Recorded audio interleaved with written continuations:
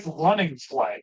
That's right. What's up, ladies and gentlemen, boys and girls? The NFL is back. Yes, I'm a little late, but it's all good. The NFL is back, and we are watching the Texans versus the Bears. Live right here as we watch the Hall of Fame game. Nice run there by Bears running number 23. First down. Johnson. Great run play. Yeah, on the special teams, it's interesting because if you're a starter, one of the guys in the past, now quarterbacks aren't going to be on that play, obviously. So if you're not a quarterback, it sounds like there's a good chance you might find yourself at some point in time, on the kicking teams, and they're just looking for all different types of players. Like the major and back to the Bears. Who's on the field. That then is going to impact how that play might look. So pretty interesting. Another nice stump off there. Mason Bajan is the quarterback. He hands here to Johnson. He gets 3 yards. And a first down. Texans did score before I started the live stream. 7-0. Undrafted rookie who for over 17,000 yards in college. Made the team, was third string quarterback. First game was in mid-October against Minnesota. First start was week 7. And he made 4 starts and went 2-2 and we're good in doing it. Yeah, no doubt. And it says a lot for him that he comes into camp as the backup.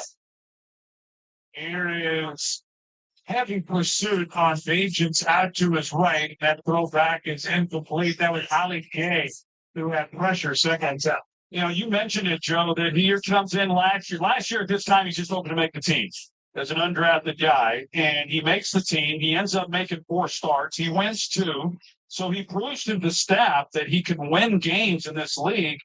And when you have a quarterback then coming in, number 1 overall, Caleb Williams, are you going to have a veteran backup?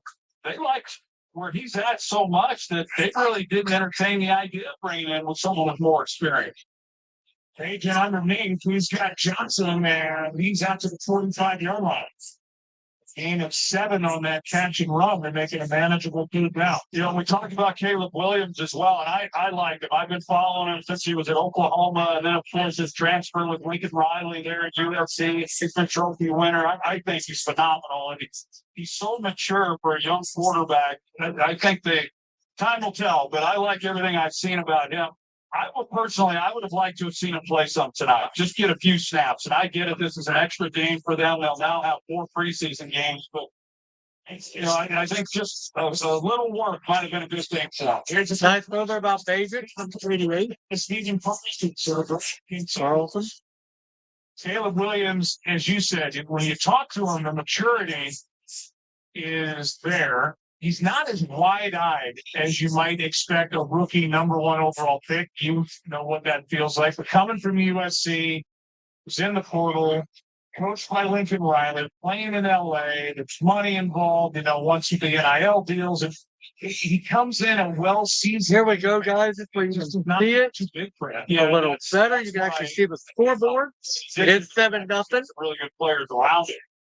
Here is a handoff to Tyler Scott on first down. He picked up 4. But he comes. Bears are moving the ball downfield, down 7-0 to the Texans. With arguably the best supporting cast that a rookie quarterback has had in quite some time.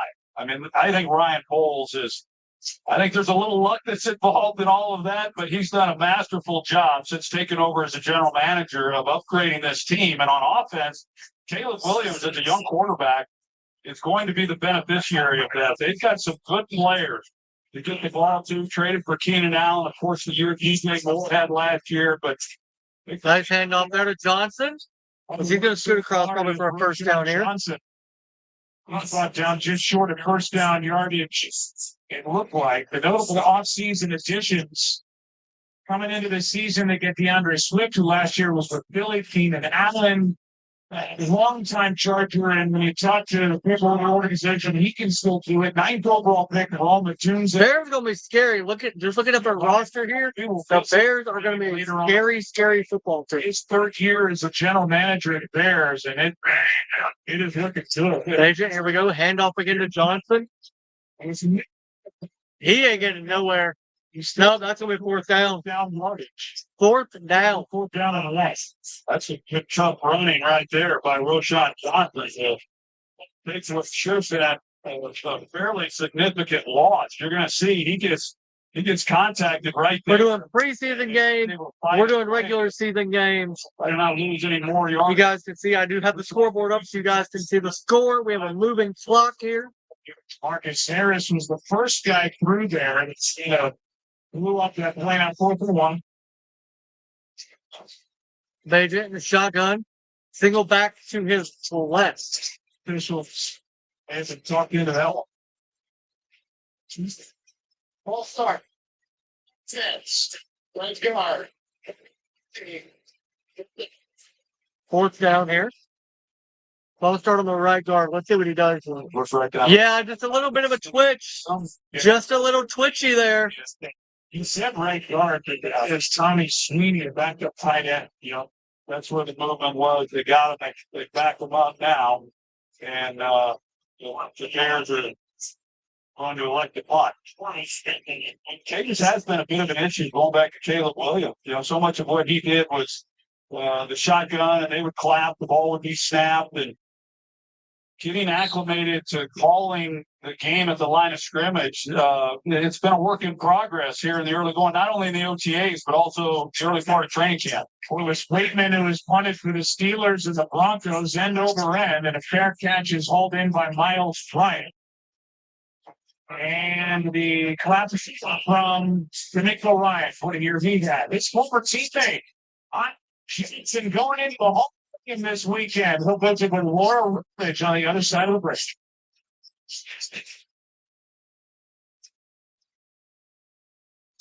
Patrick, thanks for State Farm. Explain this bundling thing again. All right, Coach Reed, let's say these fries are your car, right? Uh-huh. And this burger is your home. Okay. It could be more affordable if you bundle them together. Kind of like a combo meal. I might cut it.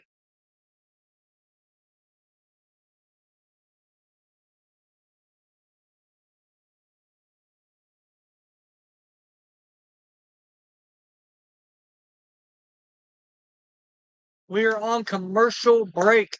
NFL football is back. We are back. It is the preseason. It is just a Hall of Fame game. But we are back. And I am so excited to have NFL football back. Genuinely. Super excited. Super pumped. It's been a long off season. It's been a long off season with a lot of drama. You've got all the trades that went down. You got the free agency. You've got Brandon Ayuk. We don't know what's going to happen with his contract. Trent Williams is also out there. CeeDee Lamb, Dak Prescott, Michael Parsons all need to get paid. Tua got paid, but people are questioning if he's worth it. I personally think he is. It's just a lot. It's a lot. But here we go. We are back.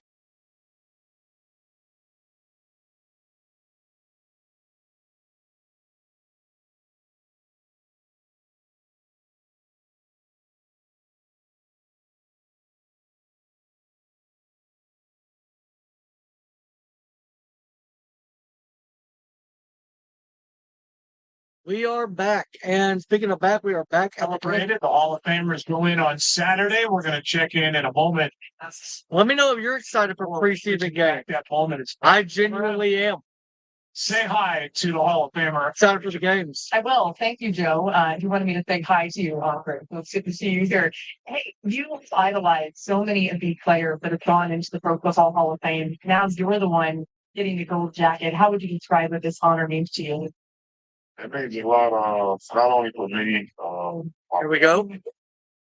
like always where I grew up. Phil, ball snap, handoff in the back. Along with it. We're going to get no yardage at all. Thinking out at this line of scrimmage really lucky. Showing me so much love to be here. It's really sliding that hit down. And going through everything I was going through this weekend, man. It's a tremendous honor.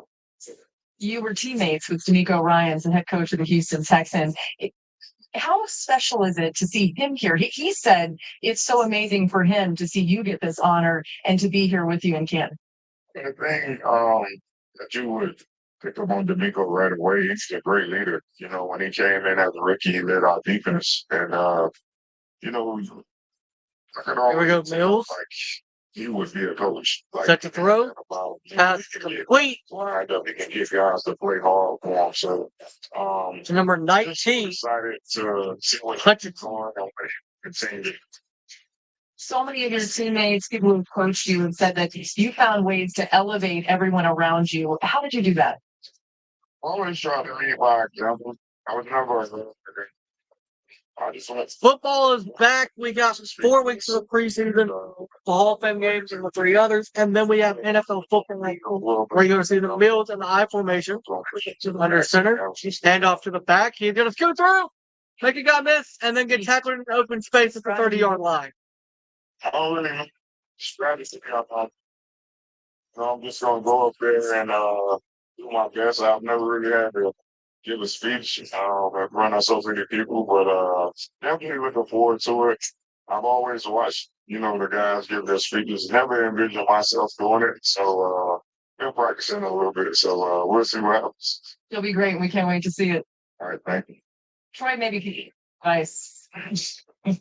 We'll check with Troy about what that advice might be. Big one there.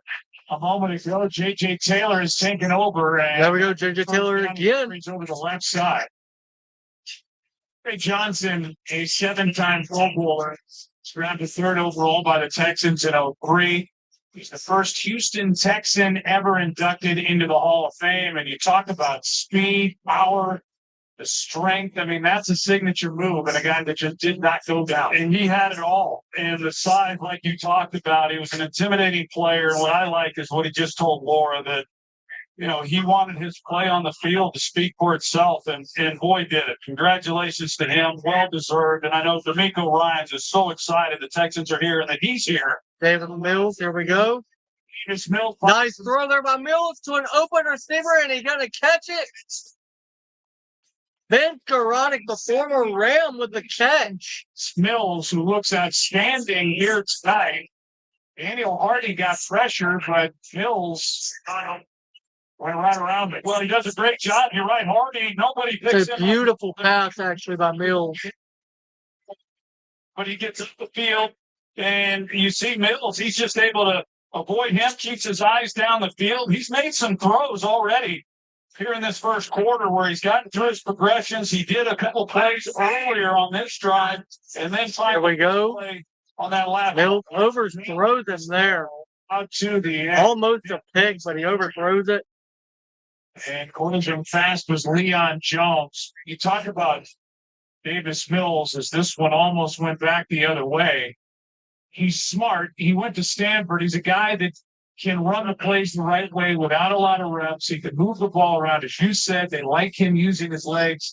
That's what you want as a backup in the NFL, is he backs up C.J. Stroud. Yeah, there was a time a few years ago where it looked like he might be the guy. I mean, he was certainly auditioning and had every opportunity to seize control of the position. But I did like him when he was earlier in his career and some of the things that he was. Hill throws it. Here's Hutchinson, and he was by Hutchinson, brought down immediately by Elijah Hicks.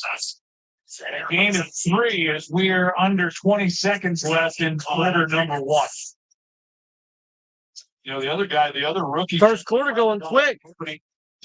Jake Stover, while Laura was talking to Andre Johnson, and he made a key block on that run right up the gut. He's got to a good start here tonight also. It'll be 3rd down and 7 at the start of quarter number 2.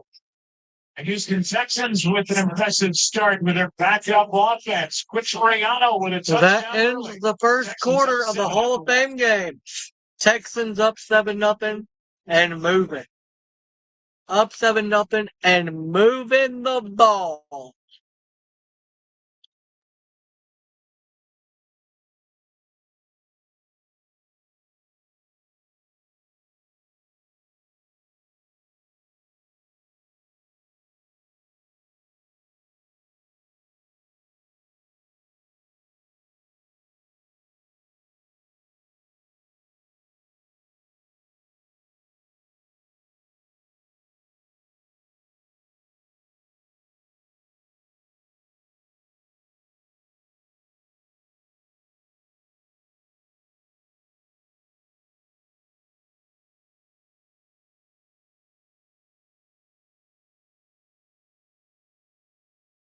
We are live and we are ready for the Hall of Fame game. We have seen one quarter of play. We're getting ready for the next quarter of play.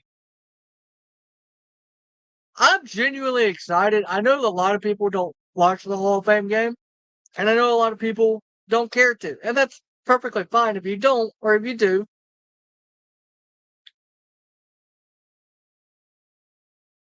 Genuinely, for me, I'm excited.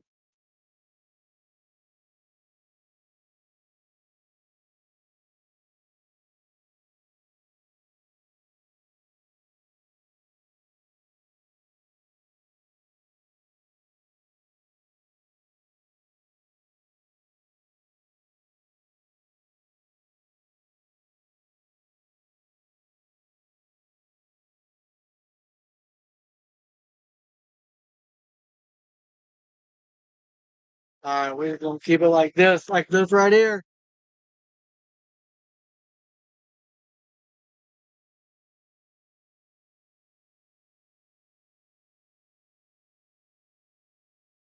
Here it is a warm Here we night. go. Earlier in the week, it looked like tonight might be category of a washout or thunderstorms. We're knocking on wood and hoping we get through the rest of this night unscathed. All in all, a pretty night. Here at the beginning of August, 7-0 after 1, third down and 7 for the Texans. 3rd and 1. Mills in a shotgun in the back to his left. As Mills Fires to the right. Here we go. he is in, will send it down to Lisa Salter. Hey guys, CJ Stroud is certainly looking forward to having one of his weapons back this season.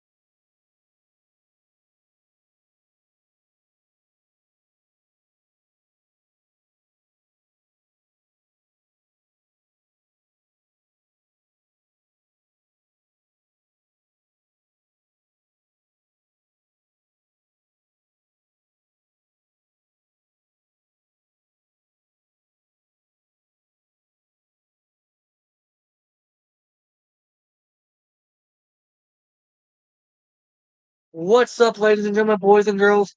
I am back. I apologize, had to go do something real quick, but I'm back. It is 10-0 Texans. But like you said, those tacklers get up on the blockers fast. Everything happens so fast. Second down at 7 for Rippin. Hangs. Rippin throws it, 47, fumble! Texans on the ball, That was a fumble! Another fumble, 47 got the ball back! 47 got the ball back! It looked like Sweeney got back on it. Sweeney did get back on it. And if it is Chicago's ball, and maybe not Sweeney, that's Jerome Cartman who got on it. It's a Chicago first down. I don't call that with the catch, fumble, and then the defense fumble the back to the offense. Chicago's ball, first down. So Chicago ball first down. by Sweeney. That sure looks like a catch. The hit by Caleb Fuller. And no recovery. And it goes back and is recovered by Jerome Carbon, an offensive lineman. Jerome Carbon covering the ball. Off from Caleb Fuller. The fact that, here is a We're going Rippin. round pick out of USC. The formation. He comes up and Flag pass. Ripping it. He tried to fit it into Colin Johnson. He ends up on his back and the pass ends up incomplete. He's a little slippery. By Rippin. Like he put it right on Colin Johnson. I don't know that ball was touched.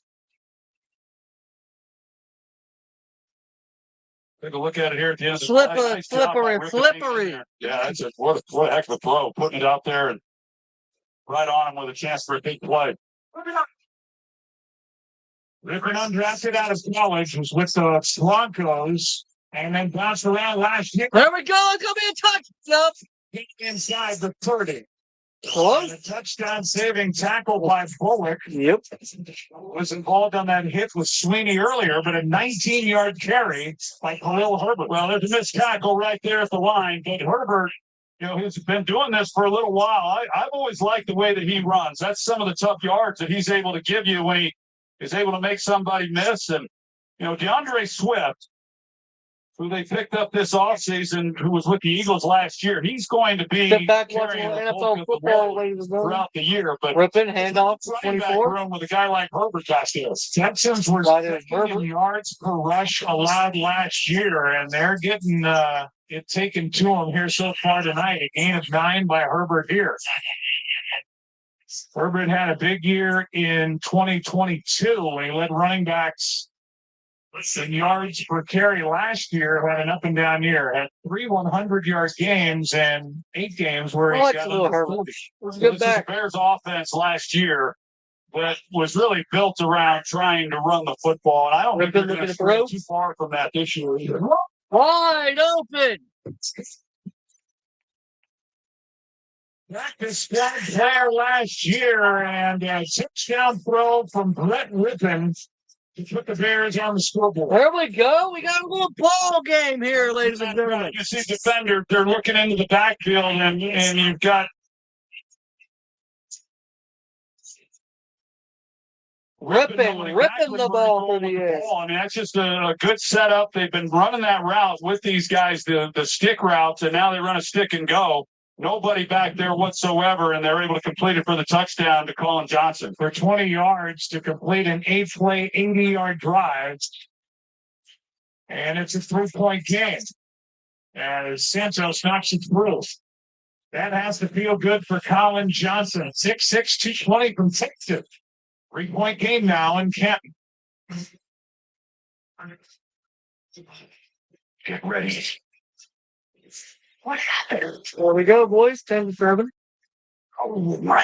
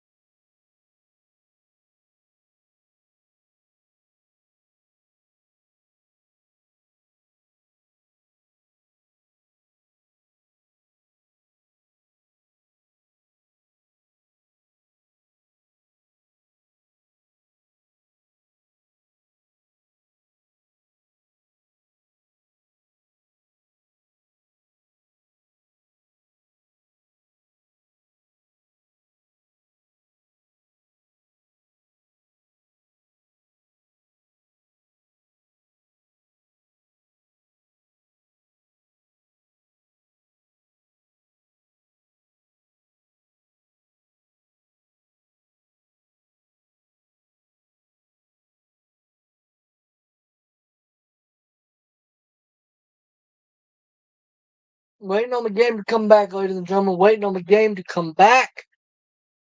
We want more game. We don't want commercials. How do you guys feel about the 2024 NFL season?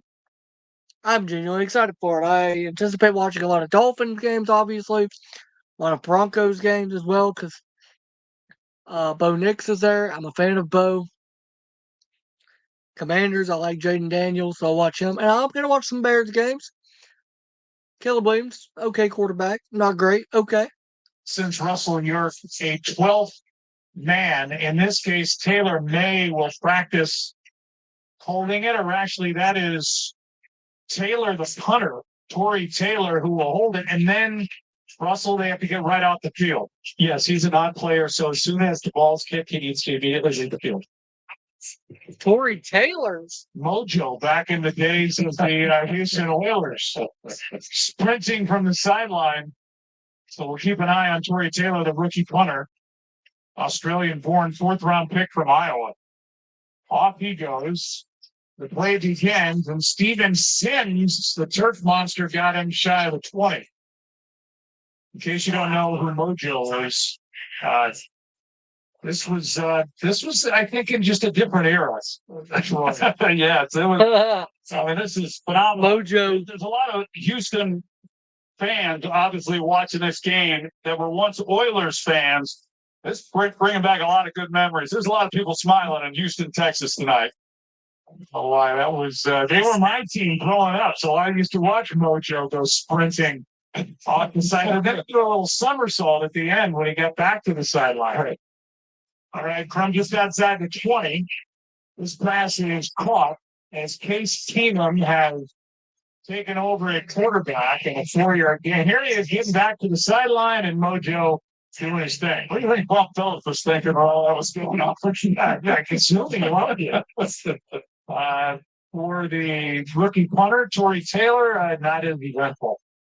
We got to work on that with you guys. You know, the 12th man who's got to come out in the event that they do have to hold. You got to bring Mojo action back. Here is handoff over the left side to Cam Akers, the former Ram, last with the Vikings. Okay, so there's a few players we're going to know in this game. Cam Akers, one of them. And he's working his way back as we send it down to Lisa. Hey, show safety, Jonathan Owens is probably bet she's in the game as well. Because it's in the wee hours of the morning over in France. That's what our Owens is right now. He asked in his random question to leave Bears training camp for a few days to fly to Paris to see in person his wife, superstar gymnast Simone Biles, to see her compete in her 3rd Olympics. Owens was in the building when Team USA won gold on Tuesday. Let's get to the tickets. That was going to Biles of Mexico. We're all one of the second American gymnast in history. But that was then. She's already won another gold medal. That was today in the individual all around. Owens is expected to rejoin the Bears back in Chicago on Saturday.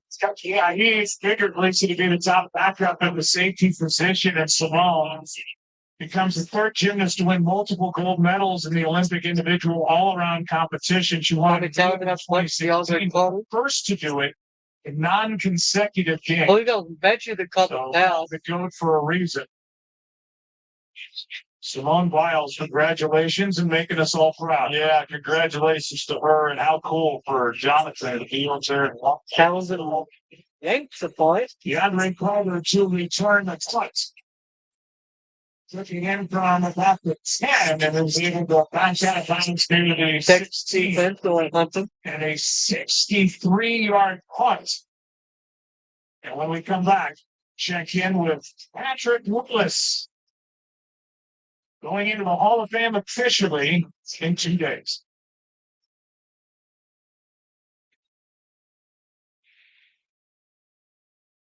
The anticipation is through the roof.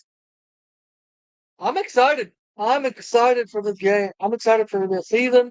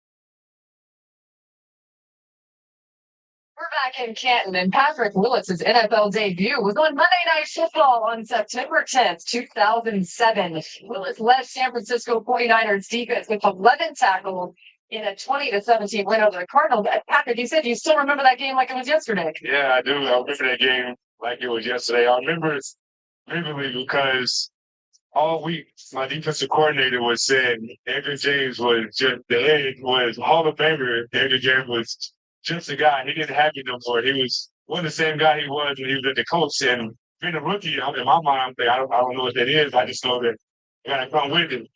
First game, first off tackle play, I remember hitting him and hitting him in the thigh boards. And I blacked out for a split second. And right Whipping out quarterback again. Oh no. Every hit I'm coming with, Throws. it's gonna knock him out. I knock myself out. This ain't gonna happen. And that game, I remember saying, if after that play, actually, I remember saying, if this is him just being a guy and he don't have it anymore, I could imagine what he was when he first got into the league. So shout out to Henry James, shout out to the 49ers team for getting the win. Yeah, it was a special day. And now you're a Hall of Famer. You have expressed gratitude to so many who got you to this point. Why is We're that? putting the I formation. Because football is a team sport. Yes, individually, Ball. we grind, Okay, ball. but I'm so fortunate to have had amazing teammates throughout my years of playing sports. Maybe didn't always win as I wanted to, but enjoyed competing with those guys, building those memories, and so just want to give them some love and that's all. And they're giving the love right back to you. Actually, your coach, Jim Harbaugh, getting a plane from the Chargers. They're kind enough to let that happen and bringing a whole bunch of guys with them to be there for you Saturday. How special is that to you? It's really special. We had that Harbaugh group, like they call us. We had a unique bond. We done some special things. We were able to go We're looking to throw. able to Throws the ball Right. over. we had some special times, some special moments, and to be able to have them here to be a part of this special day, it means a lot. That's one of those are one of the times, and some of the few times that I do find myself thinking back and remembering, or thinking back and like, man, we just only could have done what we needed to do to win that. It'd have been nice to hear Super Bowl champion, Hall of Famer, but I'm grateful for the day, grateful for this time. Congratulations, Patrick. So thank you very much. Joe. Yeah, Laura, and thanks, Patrick, for stopping by. 174 tackles as a rookie in Miles 2007. He could run as an inside linebacker and could cover as well as anybody that's been in the league in the last 20 years. Congratulations to The Bears Patrick opting Willis not to use their rookie punter on the town. as we continue on from Canton, Ohio, in the Pro Football Hall of Fame, a 10-7 game.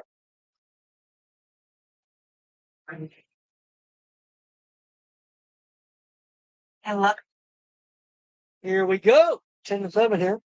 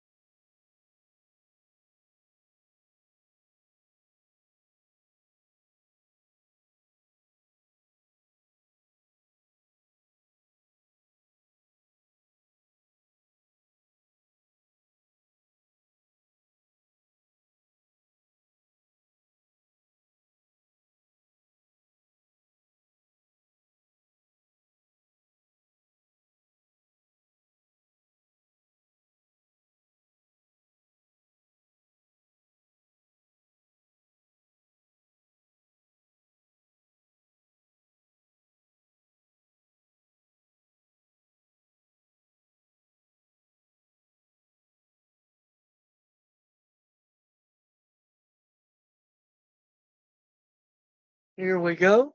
Football to kick off September 9th. Aaron Rodgers and the Jets. We're going to do it again. Take on Christian McCaffrey. Don't put Aaron Rodgers on Monday night. Game of the year as a part of the NFL kickoff presented by YouTube TV at 8 Eastern. Across our networks, coverage begins with Scott Van Pelt, the Monday Night Countdown crew, at 6 o'clock Eastern, and Aaron Rodgers healthy by all accounts and ready to roll. And Jets are starved for a playoff appearance, and the 49ers are still stacked. Keenum. And still Looking team to throw leading to the the NFC. quarterback. Here's a pass from Case Keenum, and Troy Hairston hold it in for 3.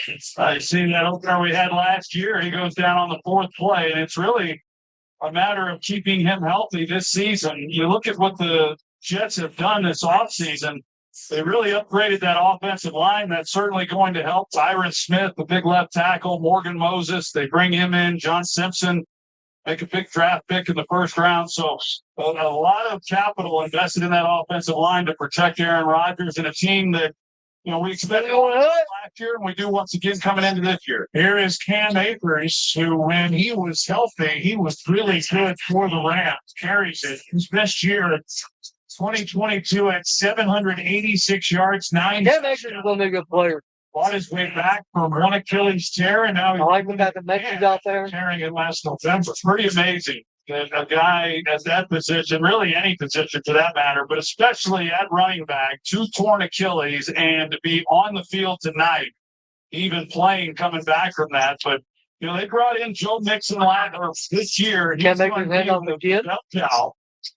And then you got Damian Pierce, he's what put this camp as well, had a bit of a down season last year. So you've got those 2 guys, and then everybody else is just fighting for a spot. So this is an important game, as is all these preseason games, certainly for Cam Akers. Got Blackwell, who is fighting for a spot, came on to make that tackle on Cam Akers.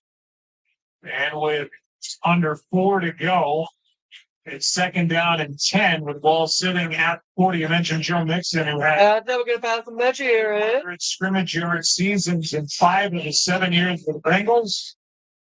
And now he's a Texan, got a 3-year contract extension. Keenum looking. Keenum Butter protection, and he finds Hutchinson. And Xavier is able to stay in his feet and take it down. With protection and 18-yard completion, and the Texans moving the ball. There you go. Really outstanding. There you go. Case. He's just able to kind of relax, but nobody. Boom, what a throw, boys. Him, and What a throw. Luxury you have in Houston to have a guy like Case Keenum when you need him to be able to come in, a guy who's won a fair amount of games in the NFL. Of course, you can't forget the year that he had at 2017. Akers. Oh, good God. He's got 30 career wins as Carl Jones. Number 59 got in the backfield quick. Made 2 starts last year, threw for just under 300 yards. They also have Tim Boyle on their roster, who was with the Jets last year. As we approach the 2-minute warning here at Canton. 2-minute warning here in Canton, boys. 4 quarterbacks on the roster, but everybody's getting something, likely Stroud, Mills, and Keenum. Case picks it up, finds Akers, nice scan, and Cam Akers is getting another Texans 1st down. While Jones Jr. was left grabbing the air. Well, great job by Case Keenum in order to field that snap that was low, and then you've got Cam Akers who makes somebody miss. Turns what was really a bad play into a pretty good game. 2 minutes left in the half, and a 1st down for the Texans, much to the delight of C.J. Stroud. Yes, it's the 1st of August, but the reigning offensive rookie of the year is loving every second of it.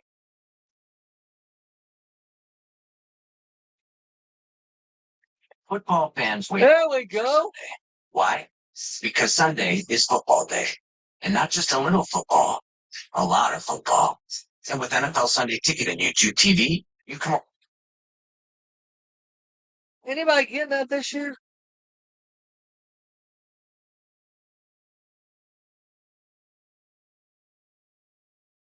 Is anybody going to get that this year? I am considering it. Getting it again. I got it last year. Really fun.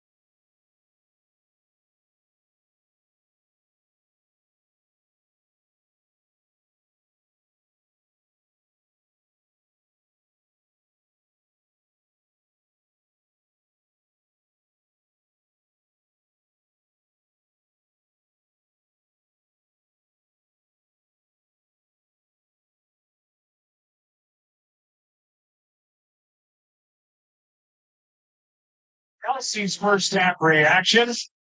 Adam Schefter's top stories around the National Football League. And welcome to Jason Kelsey to ESPN. Glad he'll be a part of Monday Night Countdown. On a long list of players who have retired since last year. We'll give you a glimpse of some of the faces and names who have hung it up officially. First down here for the Texans, up 5-3 Cheatham. at the Chicago 29. Well, snap. He's looking. Throwing. Baba Hutchinson again. Inside the 10, a good throw and catch, and a completion of 21 yards. Here are the retirees, whether it's Matthew Slater, what player he was for the New England Patriots. Matt Ryan officially retired. You see the names. And players. The list. First and goal here for the Texans with the ball at the 9.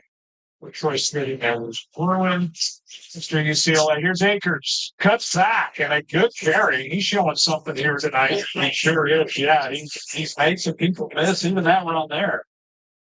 Now, the fact that he's able to put his foot to the ground and make some cuts is really impressive. And this is we've talked about the offensive line, how banged up they were last year. And Bobby Slowick, his first-year coordinator last year, and then you got a rookie quarterback that they were a little bit conservative. And they tried to run the football, and they weren't particularly great at doing it. And then that put a lot of pressure then on C.J. Stroud on third downs to convert. I don't think they're going to get too far away from the running game, but I do anticipate that they'll open things up a little bit more than what they did a year ago, and rightfully so. I mean, what C.J. Stroud was able to do, he protected the football. Not only that, but he was a big play machine. I mean, it wasn't dink and dunk. He was driving the ball down the field. And he certainly played at a high level in some of the biggest games down To the the stretch. back, met you on the outside. Looking, throwing. Stop by number Akers. Cam Akers. Akers is able to take it in after Chicago had called a timeout. Another 16-7 now, boys. Miller's a quarterback in this one by Case Keenum, and after that long road back for Cam Akers, takes a knee, says a quick prayer as he's got a touchdown. Well, this was too easy, and it was a Cam Akers drive, but this route, he comes out, it's an option route out of the backfield. It's not a particularly good route by him, but just terrible coverage. And, they're playing, obviously, a lot of young players. They're working through some things, haven't been in pads. But that'll be a play on the film. That'll be a teaching moment for these coaches defensively. By snap, but the kick is through. Akers tonight, 7 touches, 31 yards, and now a touchdown. A guy who in 2019 at Florida State had 18 scrimmage touchdowns, which was second in the ACC that year. I'm genuinely happy for Cam, man. Travis Etienne. Genuinely happy for Cam. So they added him after Cam started, and he's gotten up to speed talking about Cam Akers and D'Amico Ryans as to like what his backup offensive players have been able to do here tonight. Yeah, absolutely. And, how much will we see of any of these starters? When you think back a few years ago and Sean McVay with the Rams, he didn't play any starters in any preseason game, and they had a pretty good year. And so a lot of coaches are taking that same approach. And so, will we see Joe Mixon and some of these others? It's hard to say. I mean, Mixon has gotten a lot of carries over the course of his career, third most carries in the NFL since he came into the league, third behind Derrick Henry and Zeke Elliott. So, he won't need it, but I'm sorry, this kickoff is trade that they made to bring in a guy who's a real bumper, who's been productive, and get a little bit more out of the running game to help out C.J. Stroud. This new kickoff is so stupid. The kick is going to be returned from about the goal line. That is John Jackson. And as you said early in this game, your special teams coordinator Really is stupid. You've got a uniform, and you're a receiver, you're a running back. You're going to get a chance to return kicks during practice, and they're going to take the best one that they can get, as this one was returned out to the 28th. Yeah, that was close. We've seen a couple of them now. That one very likely would have landed in the end zone, so could have let it go. And, what's the mindset? They want to get a lot of these reps on film just so they can study it and learn from it themselves. Here is a pass caught by Tommy Sweeney. Remember, if the kick goes into the end zone and it hits first in the end zone, the ball comes out to the 30, and it certainly looked like that's where that ball was headed. He returned it to the 28 anyway, as Rashad Johnson was able to pick up a first down for Chicago. The other guy who would have been really good is, they've had talks about kickers because they make a lot of the tackles. Pat McAfee would have been great with this new kickoff. I will just kick this. Just rest this nonsense. Go make your money, young man. Go get you a roster spot, young man. And that catch Griffin to Johnson, that's about as good as it can. Oh, that's really good, and that's pretty good coverage there by Ford. I mean, he's locked up with him, and Johnson, he just, there are certain, you see he goes up and makes a play on the ball, and go get your money, young man. Go get your money. Texans, and now you've got, Colin Johnson, who's making this play up that sideline, and just with good coverage goes up and makes the contested catch, and that's what these coaches are looking to see. Well, Colin was on the practice squad last year. He's 6'6", 220. Played at Texas. The Bears call a timeout. They're down to 1. And what a throw that was from Brett Rippon. Rippon. And the back to his left. And a snap looking. Pressure on unleashing. There we go.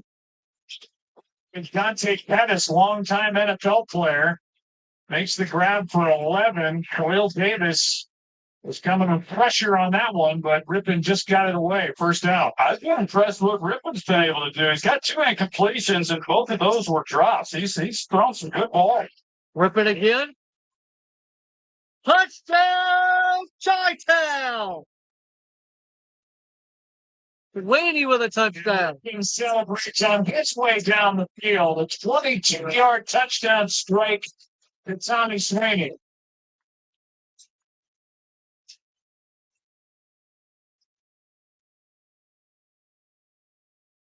Tommy Sweeney, you're going to see him right here. He does an excellent job at the stick and go, like we saw earlier, and just a lot of blown coverages and not carrying the tight end up the field. And Rippon once again delivering a good ball. Rippon 2 touchdown passes, just 2 incompletions. And Santos makes this a 3-point game again.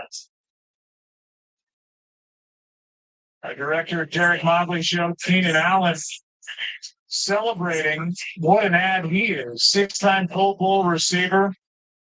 Traded a 4th-round pick to get him. Career high 108 catches last year. He can still do it. Put him with DJ Moore, who just got a contract extension, and Rome Odunze, number 9 pick, and Cole Kmet, DeAndre Swift. There's a lot in this Chicago offense. Yeah, no, I think what Ryan Poles has done in building this roster is really impressive. And Keenan Allen, you talk to anybody who coached him with the Chargers, they all say the same thing.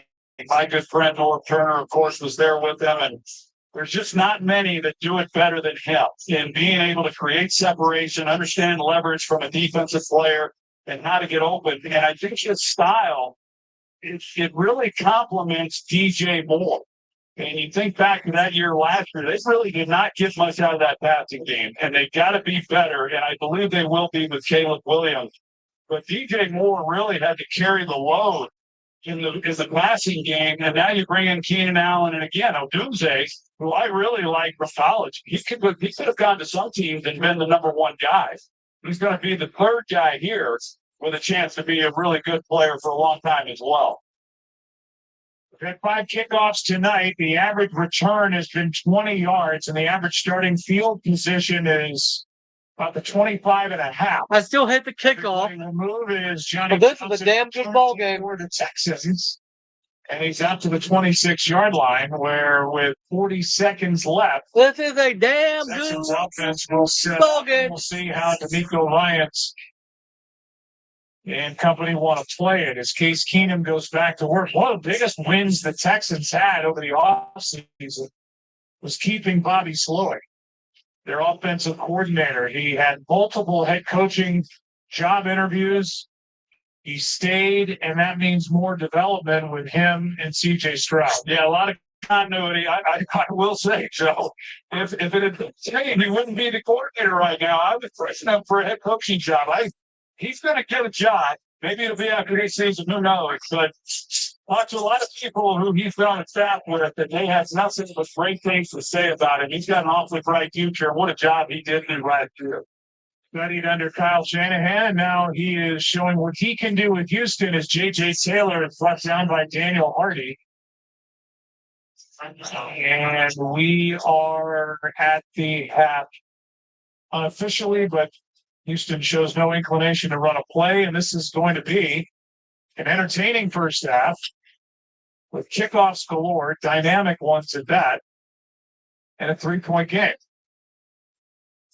That's what the NFL is calling it. We're seeing it tonight. We'll see it all preseason as everybody gets a feel for what we are in store for in 2024 and beyond. Let's go down to Lisa Salters. Expectations are so high this season. I know the starters aren't out there, but just seeing these live snaps, playing in this game, just how much does that get you hyped up for the season? Oh, it definitely hypes me up. For us to kick off the season tonight, it's a talk to me, go! Playing this game, and I'm excited to see our young guys play, and they're doing a great job. You said one of the most exciting things for you about being here is getting to see your former teammate Andre Johnson get enshrined into the Hall. Why does that mean so much to you? It means so much to me because I know the type of man that Andre is. Everybody knows the player, but also it's the person. He's a genuine person, very caring about the community, and I just love Trey. And I'm happy that he was able to get inducted because it's well deserved.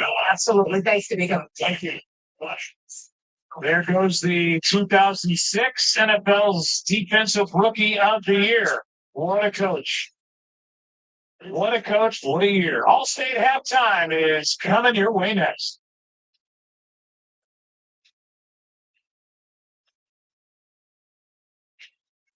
I'm a pee. I fumbled my way into your car. Let's sit back.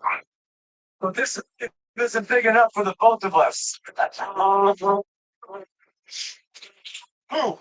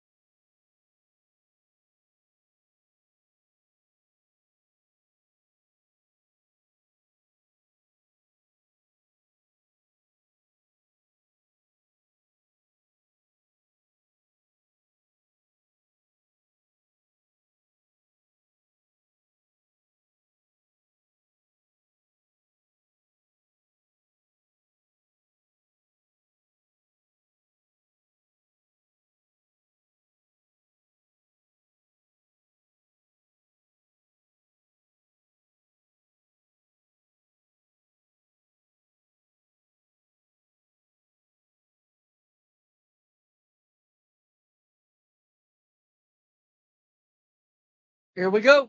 Without this game, without guys like Jason, who become future Hall of Famers, sitting on the sideline in t-shirts, I didn't get that opportunity. So it is very important to a ton of guys who are out there tonight.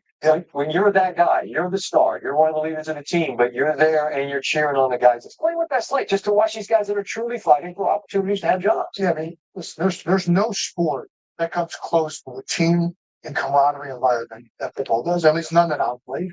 And you just heard it from D'Amico Ryans, a guy that I played with in Philadelphia, was one of the pinnacles of teammates. The one first thing he said, he's excited for the young guys who are out there and play today. And then he talks about Andre Johnson's former teammate going to the Hall of Fame. And I think you look at all of these guys today are having an opportunity to realize their dreams. Some of them are rookies getting their first chance to play in the NFL. Some of them are veterans that have been trying to get off the practice squad, fighting tooth and nail to get any opportunity they can. And they get to go out there, and some of these dreams throughout this preseason are going to be realized. And it's so poignant that it all takes place at the Hall of Fame, where a bunch of guys live the pinnacle of the dream in the NFL. And it's just a special special game, and it's awesome to see these guys go out there and do that. You know, it's interesting. When I was telling him about you, I said, I don't think you ever let that UDFA leave you. I think the fire of what made you great there and here was that hunger to work. Is that fair? And it's exactly the same thing now. And I think sometimes it almost gets you in trouble because there are times that people aren't doubting you, that people are supporting. No, we know you're right. You still okay. I have to go out and prove it, but that's what football does for you. It breeds something within you that's different. It breeds the competition. It breeds the ability to overcome adversity, but it also teaches you how to be a teammate. I think that's what's so cool about tonight for us as well. We welcome a new teammate that has this star-studded career doing something else after this, and now we have to embrace him. And the hopes are the things I learned from being that undrafted guy who had to be a better teammate than he was a player at time continue throughout my life. Yeah, but it's instructive. Like this, are these people that are going to be playing on Sundays and Monday nights on the biggest stage? Maybe, maybe not. But they're out there. They're trying to prolong that dream, trying to put in that work to make that dream a reality. We will continue here at halftime as Adam Schefter will join us. Reality of this game is that there will be injuries. How might they impact the preseason and even perhaps the regular season? That's next here at halftime. I like the fact that you got Jason and Ryan, two guys who had polar opposite type careers, right? One's gonna be a Hall of Famer. One will go down as one of the greatest analysts of all time.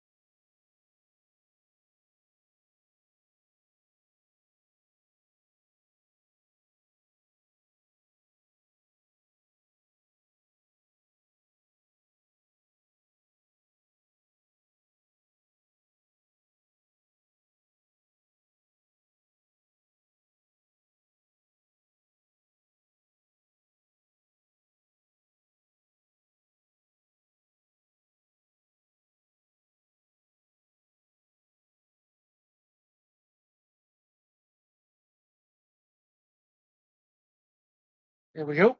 And like this is like regular season news because this is a game where injuries are going to impact everything, and there were a number of them today. Where you start, and injuries are always the one thing you want to avoid. No doubt, season. The Tennessee Titans have been unable to do that. Their star wide receiver DeAndre Hopkins suffered an injury in practice, and it looks like he's going to miss the remainder of the preseason. They're hoping to get him back for the regular season opener against the Chicago Bears, who are inactive tonight.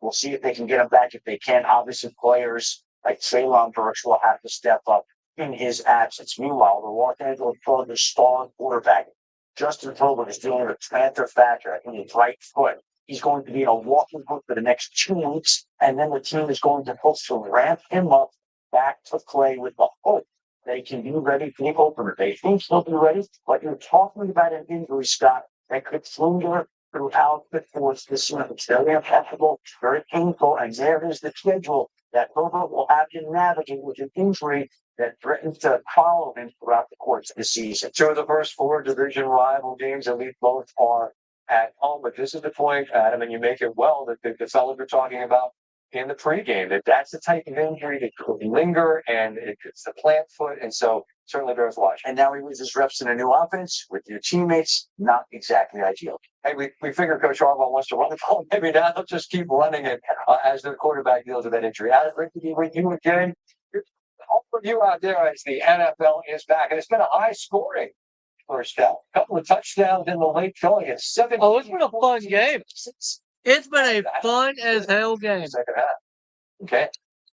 Second half coming up. Can't relate to It's been a fun game this first half. 17-14, high scoring. I believe the Texans were a touchdown favorite coming into the game. I know it's backups. I know it's third string practice squad guys. But fun game. I'm excited.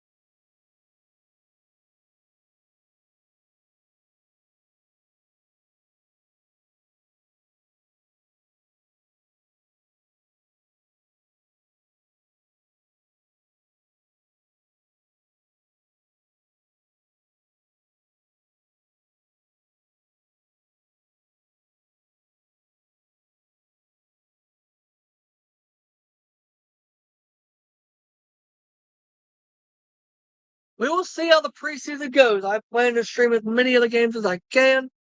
Not all of them. Same with the regular season. All the Dolphins games I'm streaming.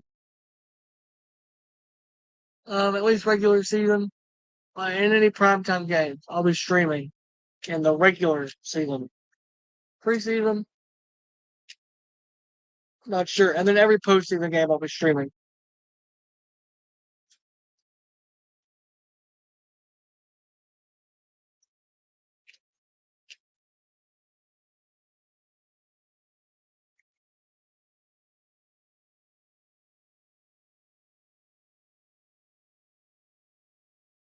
That Jets Niners Monday night game in a little over a month scares the shit out of me. It scares me. That game scares me.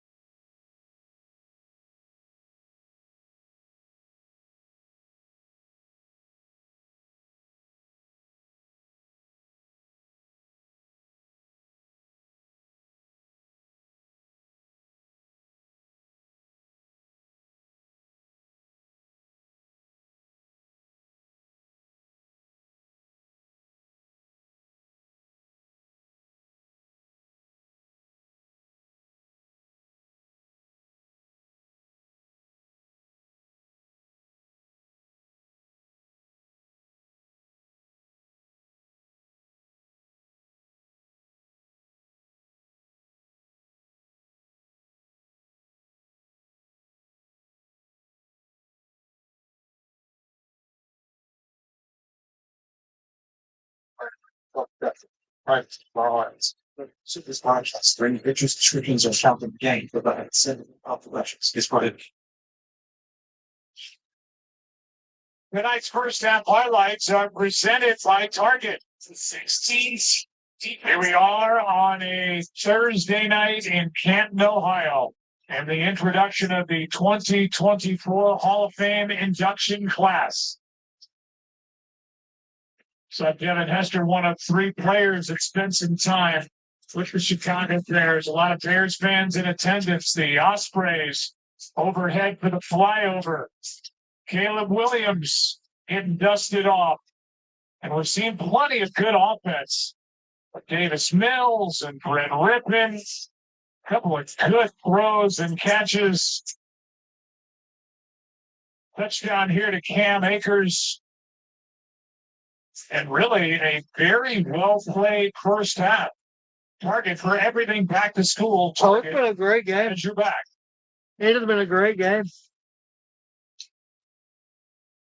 3-point game with the Texans about to kick away. And we are trying out the holder again.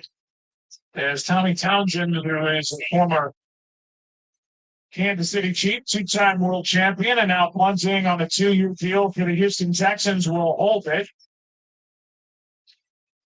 And then get off the field. He's the 12th player out there for the Texans, and a return by Jackson.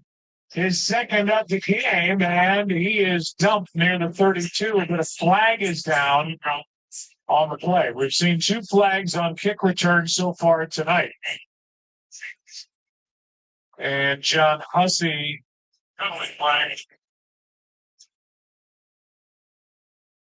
will sort through it. Townsend gets away. Forget the T that gets away. Forget the way. Early. They elected to decline this foul. First down. The player took off early again as everybody tries to settle into this new kickoff situation. The dynamic kickoff, as they're calling it in the NFL. I said to John Hussey before the game, it's going to kind of get to like baseball with splicing together tape. You see a runner from third left before the catch is made in the outfield to tagging and trying to score from third base. There we go. Barry has the ball. To complete that pass, we're underway in the second half. Well, tonight is any indication, you're right. I mean, that's what we've seen here tonight is that they're going to have to work through that. And I don't think anybody wants that to become an issue. So maybe that becomes one of the tweaks. I'm not sure, but they don't want to see penalties on every kickoff because someone's leaving early, but that's what we have seen tonight. Here's one over the middle, and a nice spinning grab is made into Texans territory by Bates. And a gain of 20. We welcome you inside the broadcast with Joe Buck, the Hall of Famer, in his jacket, Troy Aikman. And for a first half on August 1st, that was a pretty clean game that we've seen. It was very much so. And you've got some of these quarterbacks who came out and they're playing with a lot of young guys. Typically in the first preseason game, it's not pretty at all. They've looked really well, and there's only been 2 accepted penalties in the first half, which is really impressive for the first preseason game. Here is a toss to Demetric Felton. He was just added. So, yeah, we're seeing Cam Akers added after camp started. Now Felton, who was added just this past week. So, we're ramping up fast for these 2 teams. But like you said, they're young teams. They get an extra game. And so they can ease into the preseason. That's why we're not seeing any starters play in this game. That's right. And I think that even though we're not seeing the starters and we're not seeing Caleb Williams, the fact that these 2 teams are playing in this game, they reported earlier to training camp than everybody else. So at the end of the day, they are getting more work than the other teams, which I think is only a positive for someone like Caleb. There's his combination. Another massive kick. Thank God. Johnson again? Oh my God. Go make your money, young man. It's in coverage, but you just can't throw it or catch it any better than that. So, it's a coverage. Wow. Coverage either on what a ball, what a catch. Great coverage by the DB. At his size, clearly they're taking advantage of that. He's going to be taller than any corner he goes up against. But he goes up and makes the play, and so he might still be holding it between his forearm. Russell Yerk chimes in from his little perch over there, and we're going to get a challenge here. So we're seeing a little bit of everything, and it looks like D'Amico Ryan's going to challenge. Well, D'Amico is challenging. He has completed count. Yeah, here they're definitely looking to see where they lost control of that ball or it hits the ground. So the call is complete pass. And the challenge from the Texans sideline. They've seen a lot of Colin Johnson. This time, did he secure this ball going to the ground? We'll get the call when we come back.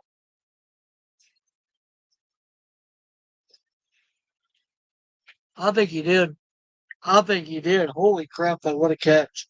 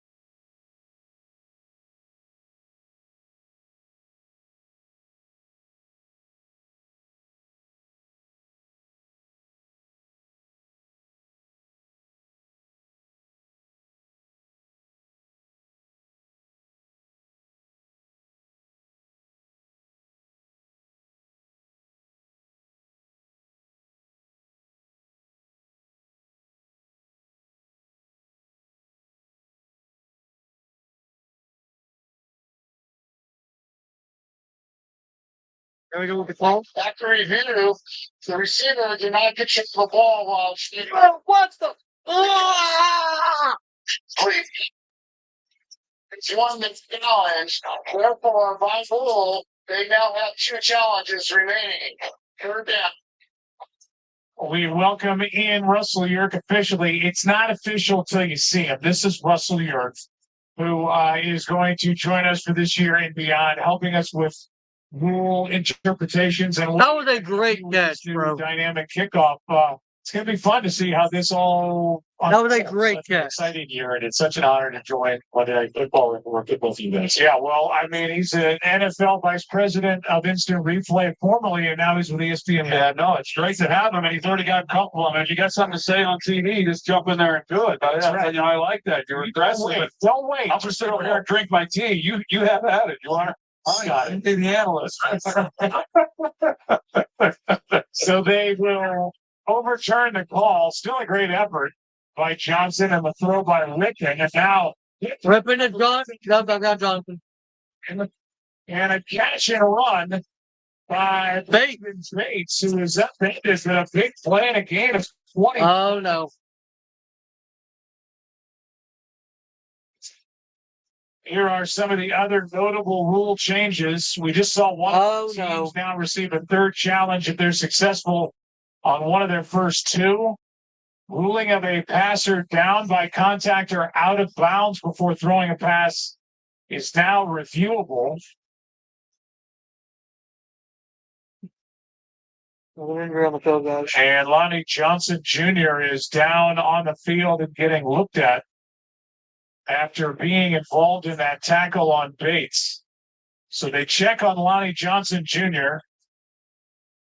We'll have his status when we come back. You hate to see that preseason, first game back. You hate to see that, man. Really is unfortunate. I really do hope he's okay. I hope that man's okay. I'm sure he is, but you always just hope it.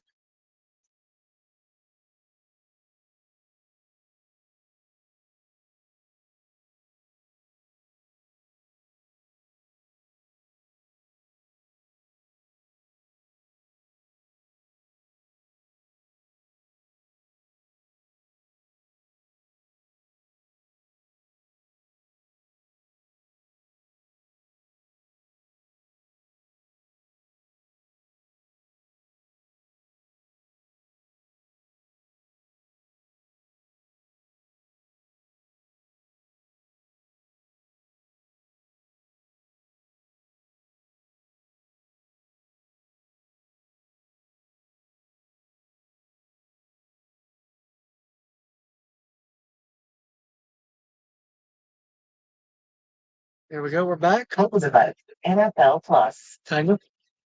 Never mind. We're not back. That was a scary kind of hit there, though. Genuinely hope he's okay. Genuinely hope that player's okay.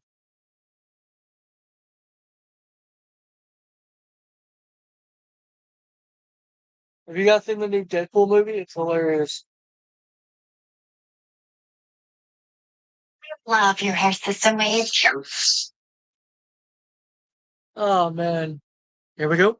For everybody concerned, that's a great sight. Lonnie Johnson Jr. in his second stint with the Texans, able to get up and walk off the field after that hit as he ran into Brandon Hill in on that tackle of Brendan Bates. And that completion for Brett Rippon gets the ball down to the 14-yard line as D'Amico Ryans is watching his second and third string defenders try to come up with an answer for number 11. Rippon is ripping it.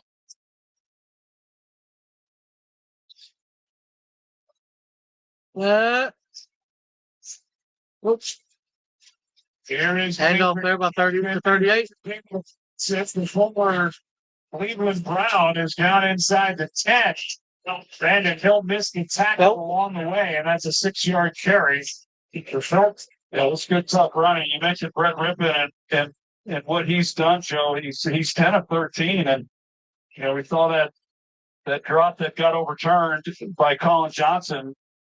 He's the 3 incompletions that he's had have all been in the receiver's hands. I mean, he's not made a poor decision yet, and he's delivered the ball with accuracy, and he has really looked sharp here tonight. 2nd down and 4 with the ball inside the 10. Good protection. There's Sandman can't make that spinning one-handed grab going out of bounds. Covered well by Troy Pride. That's a good idea. Johnson, he gets on top of the defender this time, and if Rippon had anticipated that lead him up towards the pylon, that's where Johnson was expecting it. He's trying to go back shoulder and just a little too much, and him trying to come back and make a play on the ball. Is there any doubt that the Bears, who are going to be featured on Hard Knocks this year, the recap of this game will be Leanne Schreiber talking about Red Rippon and receiver Colin Johnson. No doubt now. 3rd down and 4. What down Johnson? Finley Evans, he his name into the microphone. Ripping, absolutely ripping the ball. Lucky to look tonight. 9-yard touchdown.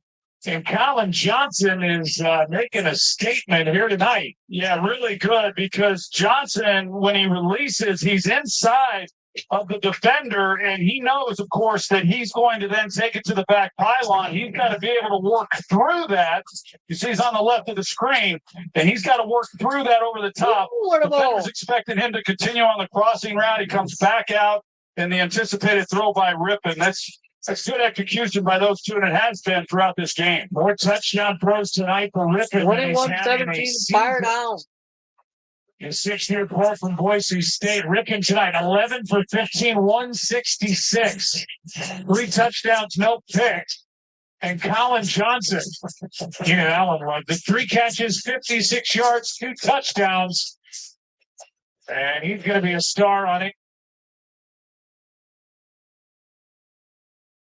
What a ball.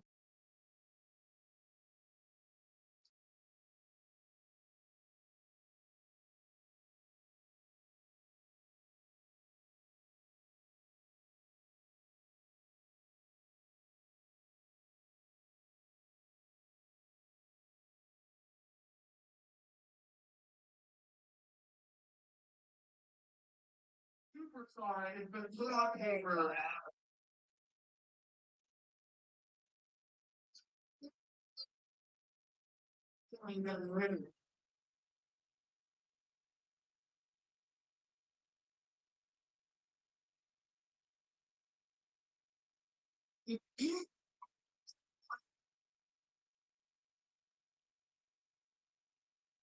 Sir, superstar has been put on over.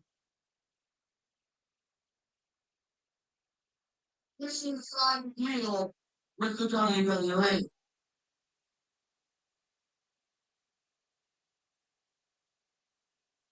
That's cool, man. That's really cool.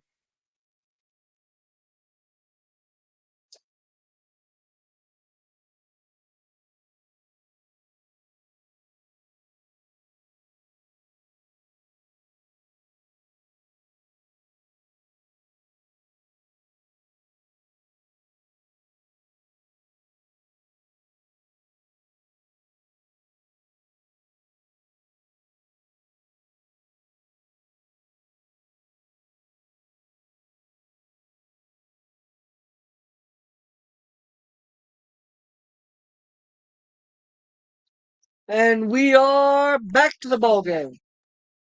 Well, this has been a highly entertaining game, and the Bears are now on top.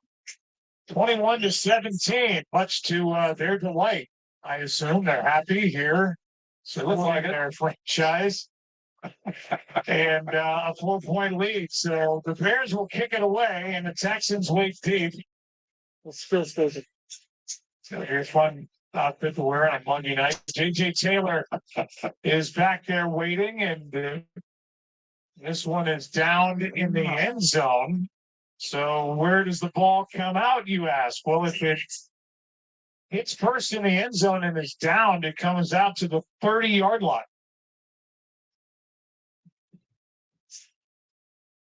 Ball will stay alive in the end zone now until it's down by a player or goes out of bounds. The ball comes out to the 20 if the kick lands in the landing zone and then is down in the end zone. And as we're having here, comes out to the 30 if the ball hits first in the end zone. So these kickers are aiming for that landing zone between the 20 and the goal line, as the penalty is rather severe for driving it into the end zone or out of the back of the end zone. So from the 30, good starting field position for Jordan in the backfield for the first time tonight. And he gets it over the right side. And well played by the Chicago defensive front, but a penalty flag flies back just inside the 40.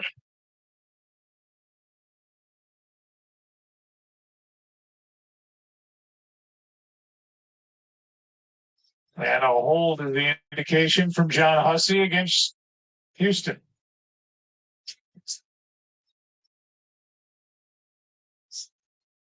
Oh, holding? Hussey's got to get that mic working. Offense number 26. The 10-yard penalty will be enforced in the small foul. First down. Then Skoranek holding.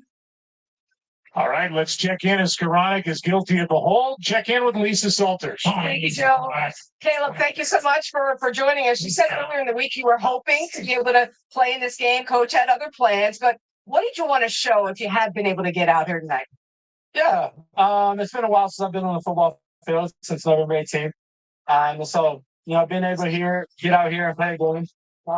Big time sack fumble!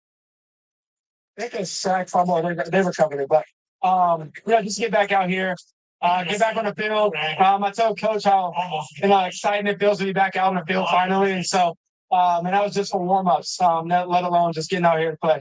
The team said that they really challenged you to really level up, to come into training camp ready to roll. Where would you say that you have grown the most since first walking into the building in the spring? Yeah, I would say within our protection game, I would say I've grown the most. This time hit by Chicago. Making checks, getting us out of stuff. I think I've gotten a lot better with that. It's still progressive, still growing. What your teammates and coaches say they love about you is your willingness to learn. And you yourself have talked about just adjusting to new things on the pro level, even like the evening walkthroughs. Just tell us how something as simple as that, getting used to the evening walkthroughs, kind of forced you to kind of grow and adjust. Yeah, it's a lot of it. I mean, football isn't new to me, but a lot of this is new to me, and so just progressing. Soaking up all the information that I can. Progressing, like you said, even walkthroughs, even because those build a championship, habits and things like that throughout time. Just the process of being that I'm in, the position that I'm in. I'm so grateful, but I also want to soak up all the information and grow from it. I cannot wait to see you play. Have a great rookie season. Awesome. Thank you. Lisa, thank you. Caleb was named the starter by Matt Eberflus 15 days after he was drafted. What took him so long? Seriously, there is no drama. This is his job.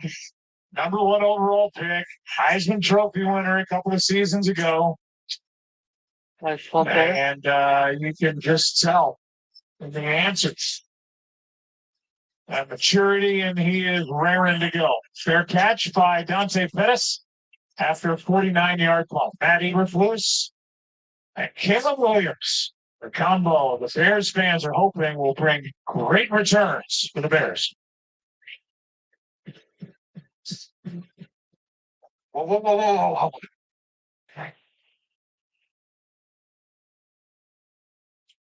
21-17, Bears have the lead.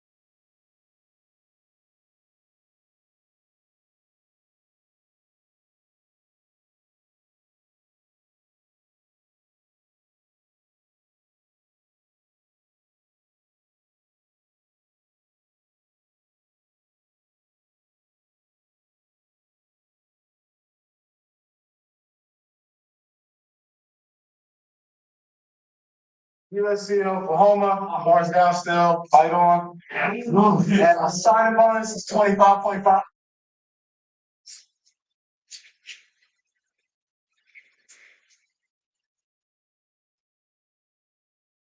Such a great reaction by Tyson Bagent, who was undrafted out of college when Caleb said how much he got as a bonus. I mean, he could, right? He's having a seizure thinking about it. You know, he's hoping that one day he might be able to make that in his career. But at times have changed. Thank you, networks, for some of these signing bonuses the players are now getting. That clip will air in August on HBO's Hard Knocks training camp with the Chicago Bears. Shannon Furman and crew will do their usual tremendous job putting that together and telling the story of this young team. It reminds me of when I used to do baseball and I would talk about the Red Sox prior to 2004 as Austin Reed, undrafted out of college, takes over at quarterback and hands off to Felton.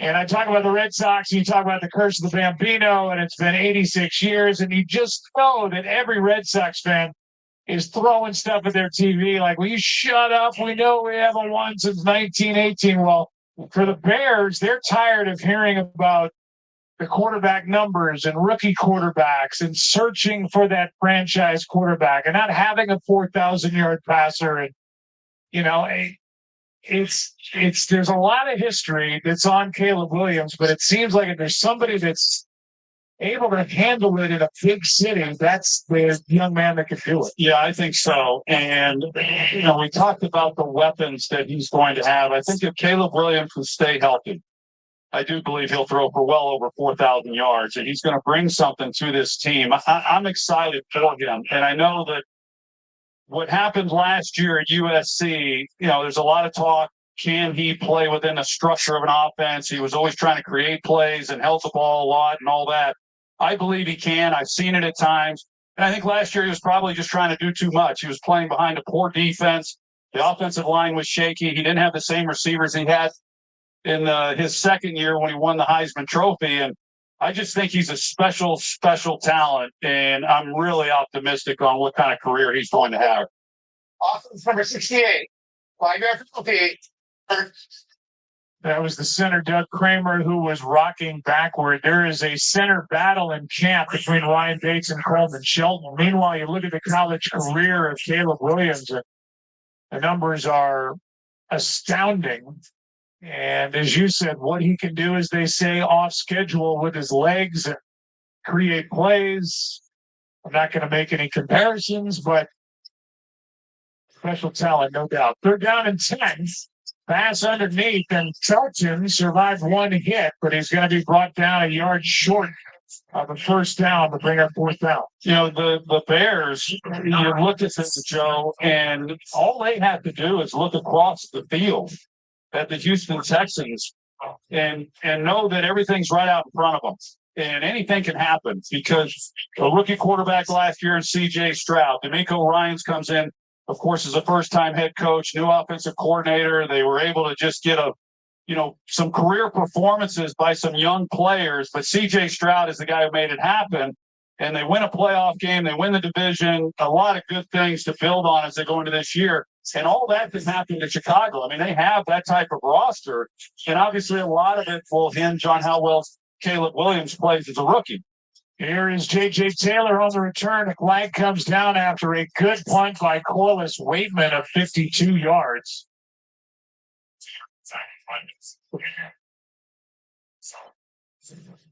And flags are down.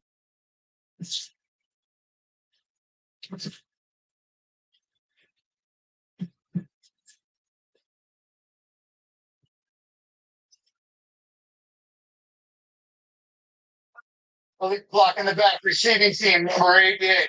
That 10-yard penalty will be enforced from the spot of the foul. Touchdown. So a timeout, that'll move the Texans back 10 yards closer to their end zone. The Chicago Bears on display here tonight. It's been a fun game. Chicago up 4 here in Kansas. It has been a fun game. It's been a very fun game.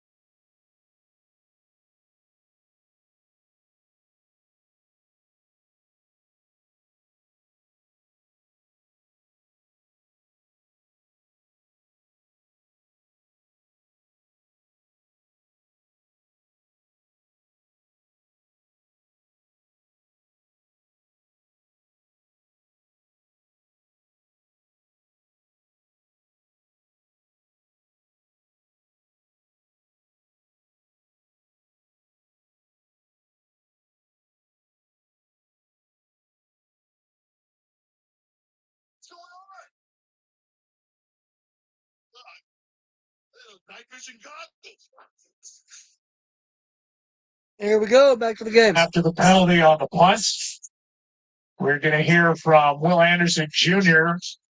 after a play, as the Houston Texans did last year, what the New York Jets did the previous year, which is have the offensive rookie of the year and the defensive rookie of the year. Just had it with Sauce Gardner and Garrett Wilson, and Will Anderson and CJ Stroud took home those honors from what they did last season. As a handoff here is to Jordan. And he doesn't get anything, and we'll send it down to Lisa Salters. Thank you, Joe. Will, you made the Pro Bowl as a rookie. You were the defensive rookie of the year. Just how do you top that? What you did last season, how do you top it this season? Yeah, it's just never being satisfied. Like those accolades are great, man, but the ultimate goal is always the Super Bowl. But right now, man, we're just focused on stacking. It's not about me, it's about the team. How are we coming in and work every day? What are we doing to get better? And how are we putting foundations? It worked out with Myles Garrett in the season. You still say to JJ Watt, he can give you advice. Just like what part of your games do you want to be even better this season? Yeah, I mean, it's a blessing to have those guys in my life, man. Just one part of my game that I think I want to get better at my pass rush. And I've missed a lot of sacks. Just not finishing at the top of my rush. That's just been one of my pro goals this year, just finishing at the top of the rush, getting extension, and making the sacks. Daniil Hunter has said, one of your new teammates, who said that what he loves about you is just how you listen. Just what have you been able to learn from Daniil so far? Man, Daniil's such a great. Whoa, what happened here? God, man, he's great. He's been a great addition to our team. He's been a blessing to our room, man. And just working my hands with him. That's one of the biggest things that I see about him in his game. That's how good he is with his hands. He's constantly working his hands, and that's one thing that I'm trying to take from this game to put into my arsenal. The Texans are not going to surprise anybody this season. You know that. So, with expectations so high, just what goals have you personally set for yourself? Yeah, right now my biggest thing is just being a great leader. You know, all the other goals will fall into place that I have for myself. But right now, I just want to be a great leader, be a blessing to my teammates, help the young rookies. But I was in that position last year, and just, you know, making sure we're coming together as one. So when we step out on the field Sunday, we're all together and we're following and having fun. And you feel like an old vet? Yeah, I do, actually. I actually do. I got guys coming up to me now, so I'm like, oh, let me just embrace this role now. We'll have a great season, Will. Thank you. I appreciate it. Jeff. Yeah, Lisa, I mean, with as much recognition as Anderson got, he still kind of gets overshadowed playing with CJ Stroud. He's like CJ in a lot of ways. Great tools, serious, loves the game, trying to get better always. He felt he needed to add some weight, so he put some weight on, and this is getting ugly here with Tim Boyle in a quarterback after a completion. We've had a false start or two. You know, they mentioned that he mentioned the weight that he's put on it. You know, I've heard anywhere from 15 to 25 pounds, but you know, he talks about how he wants to be a leader, and that's exactly what it was. I knew it would happen eventually. As a rookie, he was voted captain, and he just does everything right. The consummate pro. And you know, we've talked a little bit about Ryan Poles and what he's done for Chicago as the general manager. Nick Caserio, he's been outstanding as well. And that draft class, when you get a franchise quarterback and you get an edge rusher like they got in that draft, boy, you are off and running. No surprise they had the year they had. Handoff is to Jordan as we're coming up on 6 minutes left in the quarter. The star rookies, that's as good as it gets. Second overall pick, third overall pick. The rookie record for sacks. Guy who led the NFL in touchdown to interception ratio.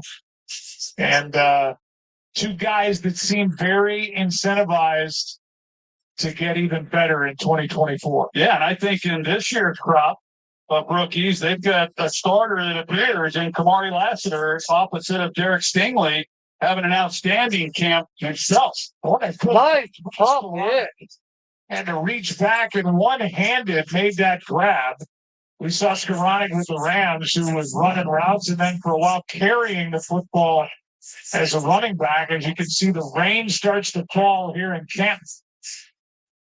But even with the ball being a little bit slick, Skoranek made that nice grab. However, it's fourth down.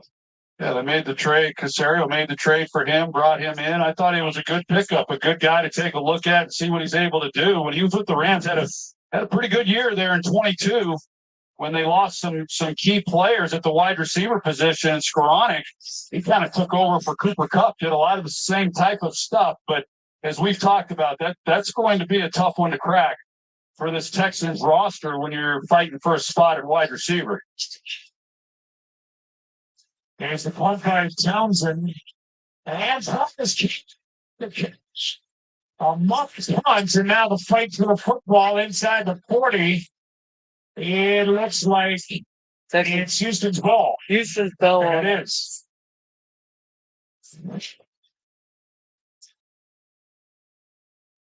It just looked right through his arms, and Texans right there in order to recover it. Talked about that first half, how clean that was, and then you mentioned it a moment ago, Joe. The second half has been more along the lines of what you would expect to see here on the first preseason game of the year. The receiver fumbled the ball, dropped the ball, correction. The offense recovered, first down. Well, we see the rain falling right now, and we know there are thunderstorms bearing down on our location right now as Frank Ross has got his group fired up on the sideline as J.J. Taylor came up with the fumble recovery. And in case you want to know what's coming up weather-wise, I'm not a meteorologist, but that doesn't look good. Does not look good. And speaking of Frank Ross getting fired up, he got me a little fired up the other day on our call with him. He was pretty entertaining. He was great. We're getting these special teams coaches an opportunity to be heard from. And, Joe Avisano was with the Dallas Cowboys for a long time, great special teams coach. And he used to get so upset that he never got asked to be in a production meeting. That's all changed this year. 30 seconds. It sure is. It's changing. And Frank, I mean, you know why. There are 10 guys out on the field here offensively for the Texans, so they use a timeout.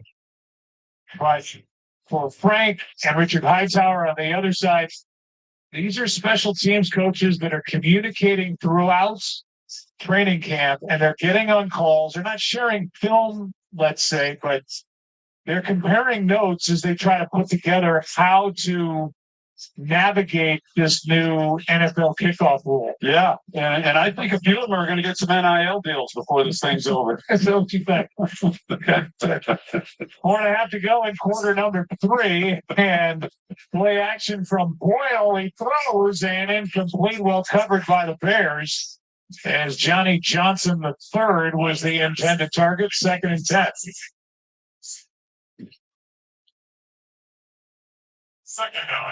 Well, Tim Boyle played at Eastern Kentucky. We've seen him at different stops around the NFL. His 5th year, he's 29 years old.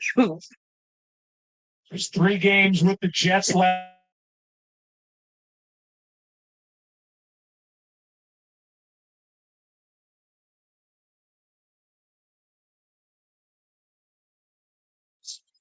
Second We're down back. and 10. Hand off to Jordan over the right side, and he's going to lose 2. As Coward comes up to make the stop.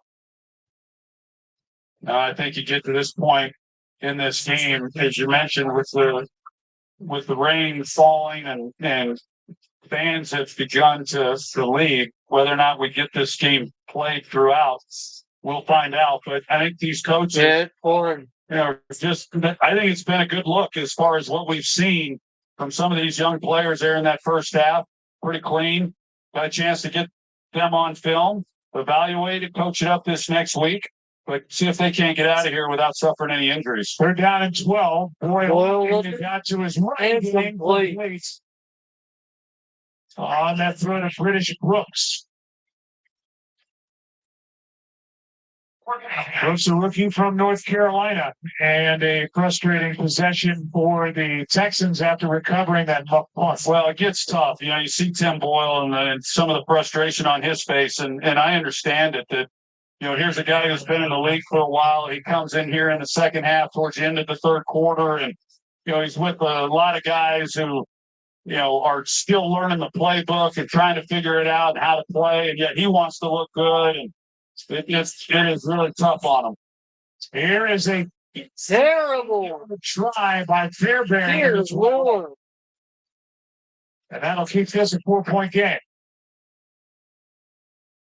We are that light blue dot, and there is lightning in the area that we can see from the broadcast booth with 3:30 to go in the third quarter. Bears lead by 4.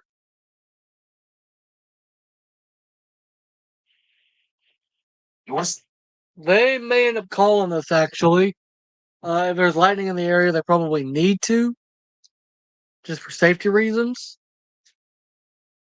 But we will stay with you until they call it.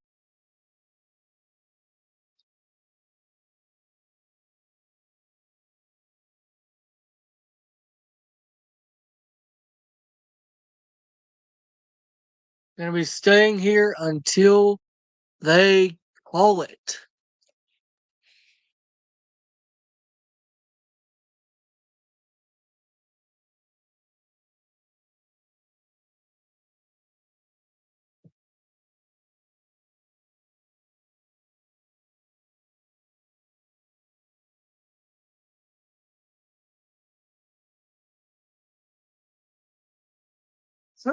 Huh.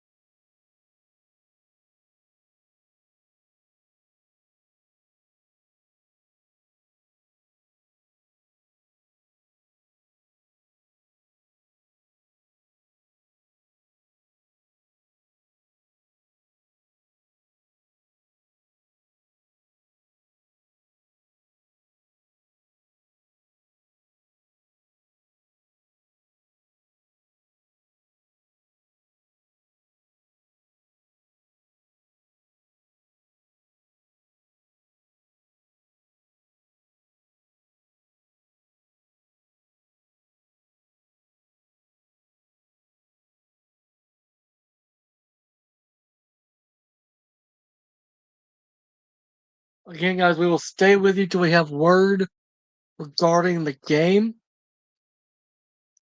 And it does look like there is a delay. So there's a delay, but not a cancellation yet. So we will stay with you until there is a cancellation of the game. Currently, we are in a weather delay.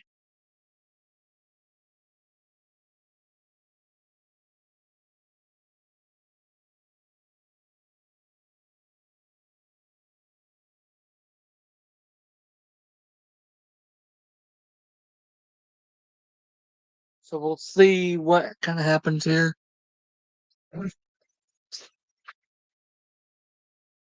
As again, we are in a weather delay.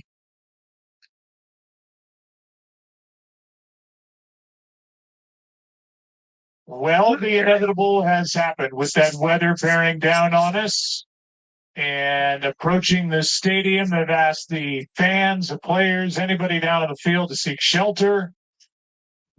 And we're seeing lightning strikes all around the stadium. Who knows if this game will even get resumed. But tonight will be notable for a pretty well played first half and the new dynamic kickoff rules. This was the first one that was returned by Steven Sims. Okay, guys, we will stay with you until they call the game. The ball is touched or is we are in a weather delay right now. There's lightning in the area. Hits the ground. That's the action between the two teams that are lined up with 5 yards difference. We've seen penalties. We saw a 12th man. You saw pulling the kicking tee off the field. We've seen a little bit of everything here tonight. And then we saw a ball that was down in the end zone. First touched in the end zone. That means it comes out to the 30 in 2024 and beyond. This is a one-year experiment as of now. One guy who, well, is going into the Hall of Fame on Saturday because of what he could do. We talk about dynamic kick return. Devin Hester provided that time and time again in his career in the NFL, and he's standing by with Laura Rutledge. With Devin Hester, one of the greatest return men of all time, I got to get your take on this new kickoff rule. What you've seen so far, what do you think? I'm watching it, man. I'm surprised that we're not seeing no big runs. You know, that's shocking. You know, they go, hey, this is the first season, first game. So I'm figuring a lot of coaches are going to evaluate this game and try to figure out what they can do to utilize to get some more big plays in there. But right now, it's kind of shaky right now. But who knows? First game, we'll see. Does it give you an itch to get back out there and start running one back? Oh yeah, most definitely. Because I want to try. I want to experience the new rule and get a feel of it. But hey, it's past my time. Hopefully, some of these guys will go out and utilize the opportunity because they're gonna get opportunities to get returns now. That's the beauty of putting this new rule in. So hopefully, we'll see some big returns. Your mom, Juanita Brown, is going to be introducing you on Saturday. Why was it important for you to have her here with you? Because I feel like she was the most important part of my life and the journey that I took to get here. She said a prayer for you before and after every single game. Do you remember what the prayer is? It was just pretty much just asking God to cover over me, protect me from all hurt, harm, and injuries, and to play the best of my ability and just make sure that I come out with a victory and I walk away the game without no serious or injuries. Prayers answered, and now you're a Hall of Famer. What will it be like to be up there, to get the gold jacket, to see the bust revealed? It's going to be a honor, you know, just to be as a kid growing up in Florida and to get an opportunity to be on a national stage. Not only that, but to get the best award in the NFL history, and that's making the Hall of Fame. And it's no other award you can get outside of this. This is the last award, and for me to be able to get it, it's a testimony to my career. Well earned, Devin. Congratulations. Thank you so much. Want to thank you very much, and thank you to Devin Hester, and congratulations, 4-time Pro Bowl selection, 3-time first-team All-Pro. He had the most career non-offensive touchdowns, had 5 kick returns for touchdowns, 14 punt returns for a touchdown, and 1 field goal return for a touchdown. And we remember Super Bowl 41 and the way that game began. And Devin Hester, his signature moment, the first and only to ever take the opening kickoff back for a touchdown in Super Bowl history. Well, we didn't call his game, Joe, but we called a number of his games over the years, and he was electric. And boy, take the chance if you want. But as many found out with those 20 return touchdowns, that he would make you pay so often that there towards the end of his career, people were just reluctant to even give him an opportunity. Just a great career and a great honor for him going in the Hall of Fame. In case you're wondering, tonight we've seen all these kick returns. The deepest any ball has been returned has been out to their own 32-yard line. Take a break and come back to Canton after this.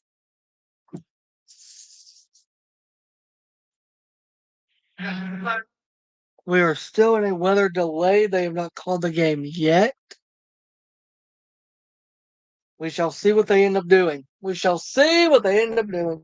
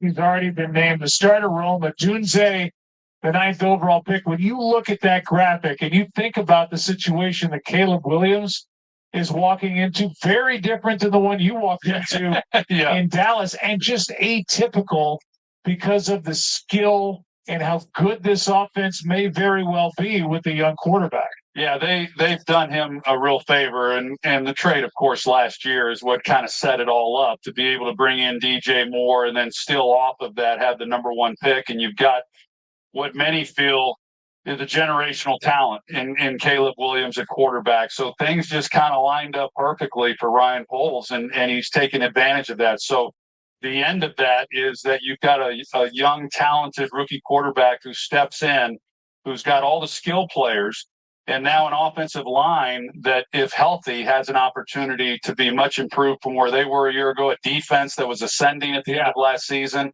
I mean, there's just a lot of things to really like. And then you've got DeAndre Swift and what he's able to do, running the football and then as a weapon out of the backfield as well. So it's an abundance of riches. And I'm excited to see it because I do think that these quarterbacks come into the league today more prepared to have success. We've seen it over the years. We talked about it. We saw it last year from C.J. Stroud.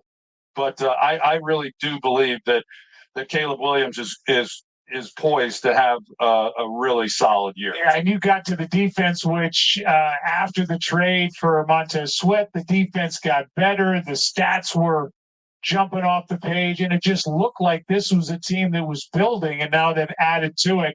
A guy that would have been good, well, really at any point, and at one point was a part of the Chicago Bears defense, Julius Peppers, now a Hall of Famer and standing by with Laura Rutledge.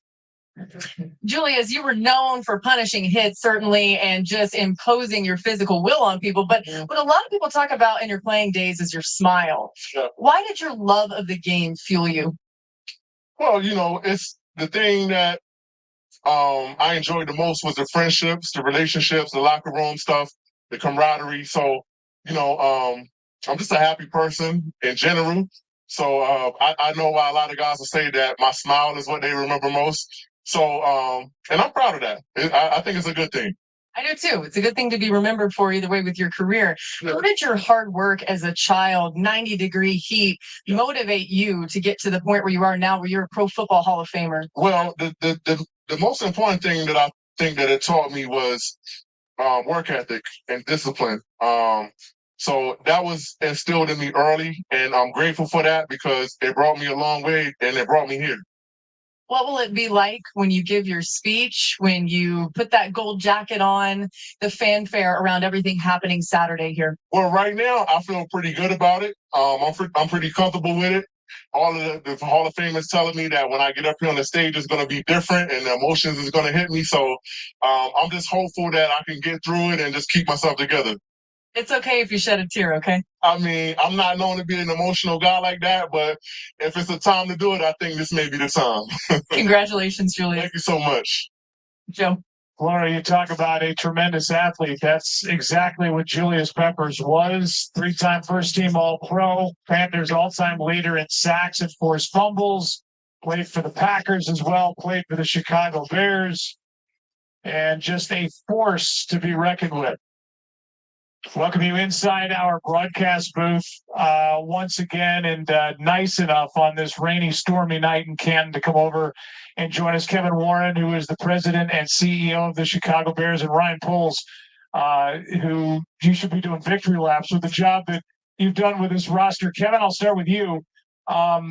You've got a big project ahead of you, and I guess the main question that everybody wants to hear an answer to is, where is the stadium project, and how do you handicap where that stadium will be as we sit here in the summer of 24? That's exactly where I thought we would be at this point in time. These are massive projects. We're working hand in hand with our consultants and internally, doing a lot of design, construction, and still we work on a daily basis on it. So the goal is still to be in the ground, moving dirt in 2025, hopefully open in 2028, and have a great new home for the Chicago Bears. Yeah, and have we, as we say all that, have we settled on downtown, or is it Arlington, or we don't know that yet? Yeah, well, the focus is the museum campus downtown. I still think that's the most beautiful piece of property in the country, where Lake meets architecture in downtown.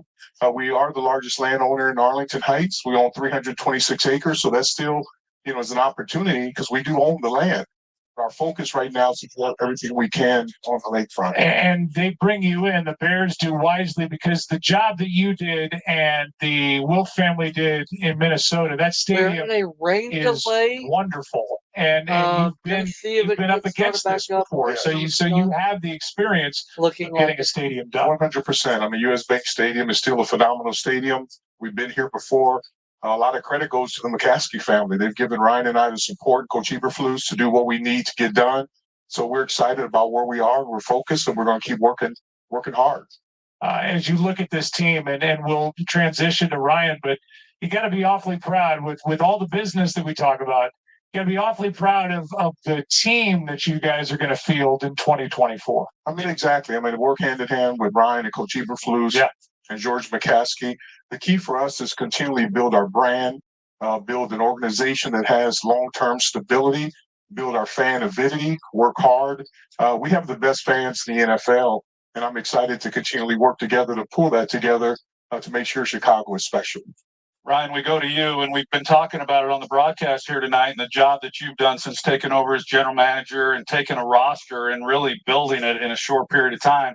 Obviously, the trade last year setting that all up, but a little luck goes a long way as well. The way that it all happened and kind of fell into your lap, and you get a guy like Caleb Williams. But just talk about how you've been able to build this team over the last few years. Yeah, it's taken some patience early on, and really I got to give credit to my staff. It's not just me; it's the whole group doing a really good job scouting, looking at different opportunities, again to bring talent to Chicago so that we can win championships here, and to give Caleb a rookie quarterback weapons around him to feel comfortable to gain that confidence fast. That's a big deal, as you know. He's got him. He's got him. You've done a good job. So we just want to get him settled in early so he make plays, and really the thing is lean on the guys around him. You don't have to do everything immediately. So there's enough talent around him for us to get started and win some football games. And it's got to be exciting for you as a general manager now in your third year to have the core really set up now for the next 4 years or so. You've got Caleb, obviously, Darnell Wright, your tackle, Adunze, number 9 overall pick, DJ Moore, Cole Kmet. I mean, the list goes on and on and on. And now that you have Caleb in the building, what do you see? Because I tell you, from the production meetings and just the interactions we've had with him, he seems like the kind of guy that can handle the pressure that Chicago and the Bears would put on him. Yeah, and he's had a lot of pressure on him early on, just being a big-time recruit coming out of high school, and then elevating his game in college and being the first overall pick. But the one thing I love about him, he's very comfortable in his own skin.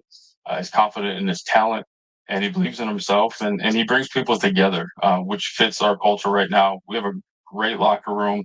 The guys have fun. They compete in practice every single day, and they love each other. They spend time with each other, and that's a big deal to us. Well, you guys should be very proud. I know a lot in the offing for you, Kevin, and Ryan. We're just putting this thing together, but looks like a fun time to be a Chicago Bear and a Chicago Bears fan. Absolutely. Thank you. Yeah, thank you, guys. Yeah, thank you. Hey, we did a preseason handshake and it went well. Thank you. Nailed it. Congratulations. Thank you. All right. Thanks, guys. Really appreciate it. The game is not canceled. We are still in a weather delay as we will send it to Nicole Briscoe, Matt Berry, and Ryan Clark. Sports Center is coming your way while we dodge the raindrops and the lightning here in Ohio. Joe Buck, you're too kind. You're in a booth there. You're protected as Hall of Famer Troy Aikman. And look, we waited quite a long time for football to be back. I don't know that we get. I don't think we had a Doppler radar on our radar for the first game of the season. That's got some saying. They're still saying weather delay. We don't know yet. We'll talk football here in a minute in terms of. So I think what I'm going to do, I'll end this live stream. But if you're a player tonight, you get out there, you play this preseason game, and now you're in the locker room knowing if they come back, we'll restart it. Got there. Yeah. But for right now, I'm going to end this live stream. Thank you guys for watching. Love y'all. Thank y'all. Who was in his 9th year, had already won a Super Bowl, was becoming a Pro Bowl player and a captain.